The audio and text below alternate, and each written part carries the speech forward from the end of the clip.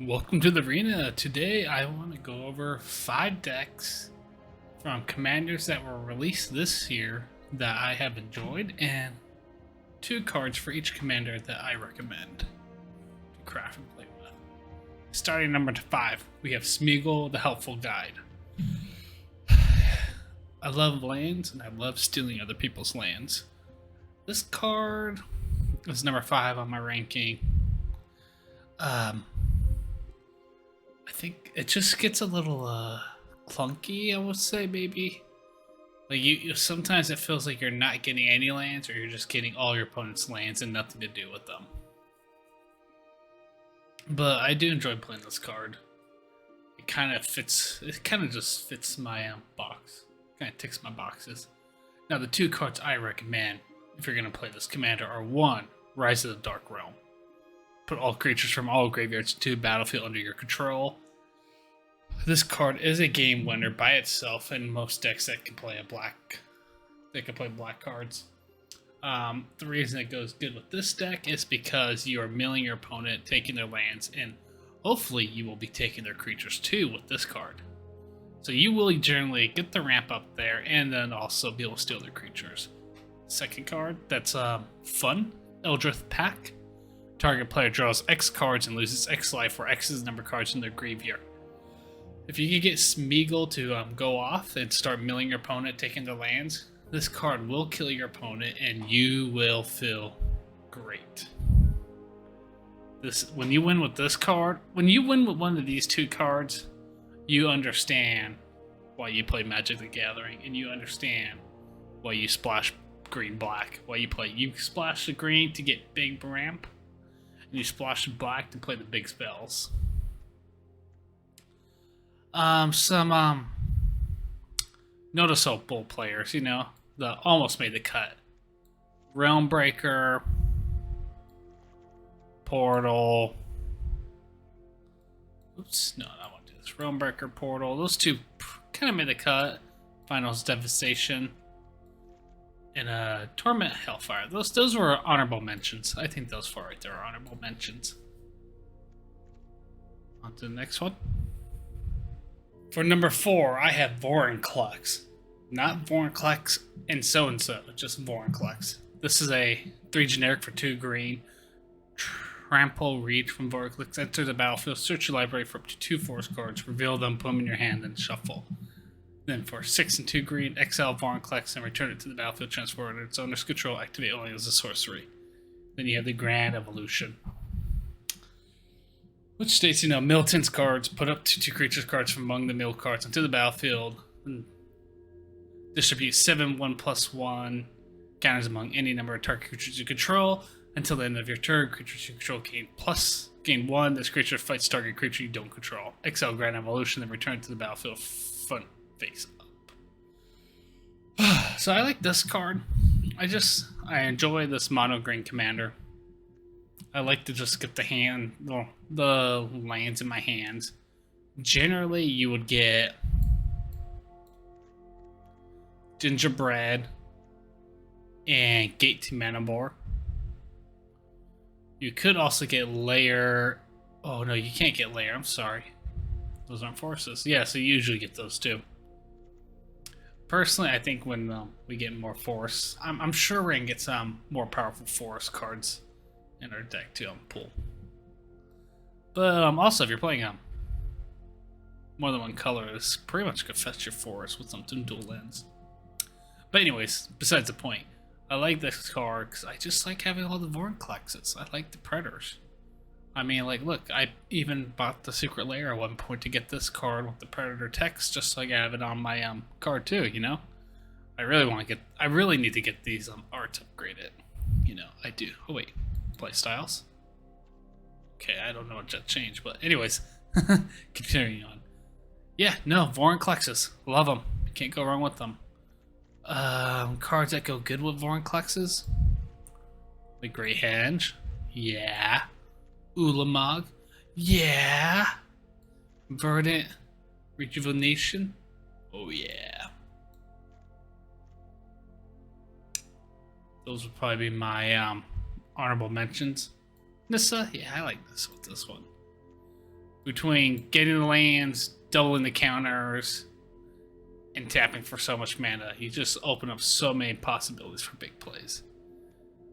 And that's why it is on number 4 for my favorite commanders this year that were released. Let's go to the next one. For number 3, we have Pant Laza, the sun flavored.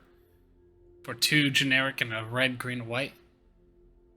Whenever Pant Laza, the sun favored, or another dinosaur enters the battlefield under your control, you may discover X, where X is that creature's toughness. Do this only once each turn. Even though you can only do this once a turn, it is still enough per turn. I'm a poet. Yeah, this has been this. You know what? Let me tell you something from my very, very rookie numbers of YouTube. People love watching cards that cascade or now discover. Like if you play a deck that's discovered or cascade, people love it. They like the high roll, the high gamble. They like seeing dice get rolled. Yeah, this card's just fun. I like it. Well, it's a cheaper dinosaur than most of your other primary dinosaur commanders. I mean, like what?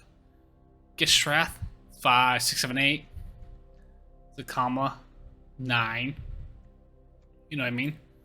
What else are you gonna play to get the 3 mana for 5 mana? It's actually pretty cheap. And with green, you're gonna ramp a lot. Okay, and the top 2 cards I would play with this is Gisha, Sun Avatar. This one's just fun. Entramping Carnosaur. I don't know, just discovering 5 opens up a lot of doors, and this is just the discover, the cascade. You just, if you have this and you do cast this card, you know, you discover from him, you do a double discover, you just go off. You just go off. Some honorable mentions. Yeah, the big ones. Yeah, of course. Zakama. Atali. Obviously. Oh, also another card that goes good with this deck. Cabaretta Revels. Cabaret Revels goes good, but this card is an honorable mention. Another deck. We'll get to that one soon. But yeah, that's always a good card with these creature decks. What else was pretty good? The other ones were fair. They were fair.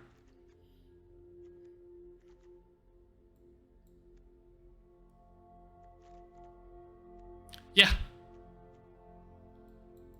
Yeah, for Plansala. We have just fun discovering, cascading, just casting basic creatures. It's just a fun deck. It is just a fun deck. Okay, let's go to number 2. For number 2, we have a Tali Primal Conqueror for 5 double red. Tali enters when a Tali the Primal Conqueror enters the battlefield. Each player exiles cards from the top of their library until they exile a non-land card. You may cast any number of spells among the non-land cards exiled this way without paying their mana cost. And then, for 9 generic and a green / Phyrexian, transfer Talia, activating with sorcery. Then you get Talia Primal Sickness with Trample Indestructible. Whenever Talia Primal Sickness deals combat damage to a player, they get that main poison counters. This card is fun in Historic Brawl, more fun in Commander, because you just get to exile more cards. But what's more fun than this is having, as we kind of hinted before, Cabaret's Revels. You cast a Tali, you have this out, cast a Tali, you are just gonna pop. Just, feels great. And one card I like with this one is the Lena Wild Mage. Whenever did Lena Wild Mage text, choose target creature you control. We're choosing Tali. And then roll a d20. If 1 to 14 create a tap attacking token, that's a copy of the creature except it is not legendary in a combat exile. So you get a copy of Tali that actually goes in with damage. And if you get 520, you create one of those tokens, you may roll again. So you could get multiple hits with a Tali. So if you have this out, you cast this, get something cool, cast a Tali, attack with this, get more copies with Tali, trigger capture. Yeah, whenever you cast a creature, I don't think the second one cast triggers that one because it's not a cast. It's a greater token. But yeah, these 3 cards, like, oh, yeah, it's like you're playing Russian roulette, you know. Some honorable mentions. Kind of similar to the last one. You just got big old green players. Oh, Tali, Primal Storm. I actually played that one. That wasn't too bad. I actually enjoyed playing that. A land that gives your creatures haste is always cool. Can't go wrong with that. Oh yeah, and Damari. That's a really great card to have in this deck too. Helps you ramp and cast creatures, and then once you cast them, it actually helps as removal. Pretty strong card. But yeah. That's for number 2. Let's go to my number 1 favorite deck for the 2023 season of Historic Brawl Commanders that came out. And for my top pick of 2023 Commanders that were released, I am choosing Zimonia and Diana. Salt-type colors. Whenever you draw your second card each turn, target opponent loses 2 life, you gain 2 life. Then you may tap Zimonia and Diana and sacrifice another creature, draw a card. You may put a land from your hand into the battlefield, tap. If you control 8 or more lands, repeat this process. I am a Sultai slut. I love Sultai. I just like everything about it, and this card does everything Sultai wants to do. You have the sacrifice a creature. You know, you have the lose life, gain 2 life. You have the draw. You have the ramp. You have the repeatability, the grindiness of Sultai. This is just like, I like this card. This is a pretty good Sultai card. I enjoy playing this card, and I'll probably play it in the next few years, and I'll probably most likely build a paper deck with this card. I probably will. I just enjoy it so much. One of the things is I love this card. You know what? I am a little ashamed of myself. I do have Diana Soul Steeper for the combo with Exquisite Blood, but I do not have Zimonia by herself in here. Maybe I should reconsider and placing that in this deck. But these are my 2 favorite cards for the deck. This is a combo. As soon as you gain a life, your opponent loses life. As soon as your opponent loses life, you gain 1 life. I have killed off an opponent with these 2 cards plus a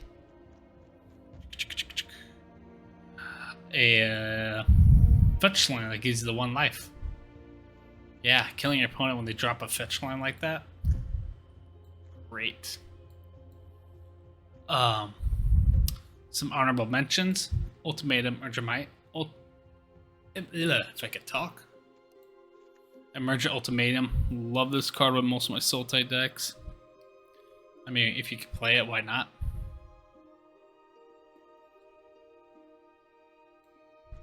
Casualty of Wars. I never say no to Casualty of Wars. Does me good. Voren CL. Vraska's always cool too. Don't get me wrong. Alkazotev is actually a fun card to play in a lot of decks. I'm gonna have to do a series where I talk about just cards that released this year that were fun. Oh, also the One Ring and Beseech. Just, I love having these 2 cards side by side if I can. And also, I gotta make a whole video on Beseech. Beseech binding. I mean, Beseech just makes like so much utility, honestly. You could get one in the Run Ring when it's too high, and you could get some clearance. But yeah, you know, these 2 powerhouse cards for Sultai and or Goldie, or what's black and green again? Can't think of the top of my head. Anyways. Oh, Witherbloom. Witherbloom. Yeah, Witherbloom. I remember. But yeah, these 2 cards are my honorable mentions. And I gotta do a whole series, a video about Beseech and how great that card is. But yeah, those are my top favorite commanders that were released in 2023 that I've been playing with. I know there's more commanders that, I mean, there's so many commanders got released, and I only have so much time to play so many. And hopefully next year I could play more and test some more out and let you guys know what I feel is fun or competitive, and what's kind of janky, maybe don't waste your wild cards on. Personally, the commanders I have showed you, I would not regret recommending to craft any of them. I think they're all pretty solid. I've won some pretty good games with them. And like, yeah, if I ever play a commander I don't like, I'll let you know. I'm in the process of testing some few commanders out right now for Historic Brawl. But yeah, those are my top 5. Maybe I'll do another series of just top 10 commanders all time I like so far, the 2023 edition. And I think I'll do another series of like my top 10 favorite cards that came out for 2023. But yeah, hope you enjoyed the little video, my little 2 cents. Cheers.